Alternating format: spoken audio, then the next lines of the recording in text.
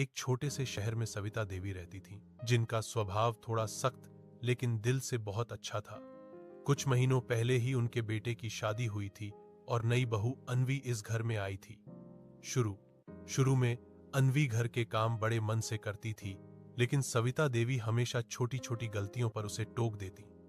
जैसे कभी सब्जी में नमक कम हो, कभी कपड़े ठीक से न सूखे हों, या कभी घर साफ न दिखे।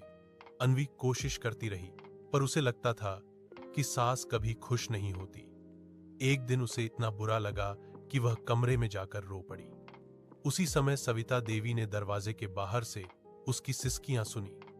पहली बार उन्हें महसूस हुआ कि शायद वे जरूरत से ज्यादा सख्त हो रही थी। अगली सुबह उन्होंने फैसला किया कि वह अन्वी से प्यार से बात करेंगी। वो रसोई में गई और बोली, बेटा, तुम घर को अपना घर समझकर कर रही हो, गलतियां सबसे होती हैं। आओ, आज हम मिलकर खाना बनाते हैं। अन्वी ने हैरानी से उनकी ओर देखा, मुस्कुराई और बोली, माँ, मुझे बस आपका थोड़ा साथ चाहिए। उस दिन दोनों ने मिलकर खाना बनाया, बातें की और पहली बार एक दूसरे को समझा।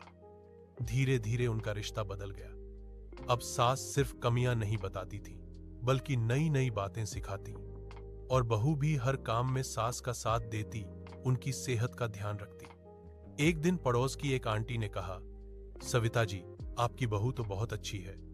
सविता देवी मुस्कुराई, अच्छी बहू तभी बनती है जब सास भी अच्छी हो। मोरल, रिश्ते प्यार और समझ से बनते हैं। थोड़ी बातचीत और थोड़ी सहनशीलता से सास बहू भी सबसे अच्छे दोस्त बन सकती है। एक छोटे से शहर में सविता देवी रहती थीं, जिनका स्वभाव थोड़ा सख्त लेकिन दिल से बहुत अच्छा था। कुछ महीनों पहले ही उनके बेटे की शादी हुई थी और नई बहू अन्वी इस घर में आई थी। शुरू में अन्वी घर के काम बड़े मन से करती थी, लेकिन सविता देवी हमेशा छोटी छोटी गलतियों पर उसे टोक देती।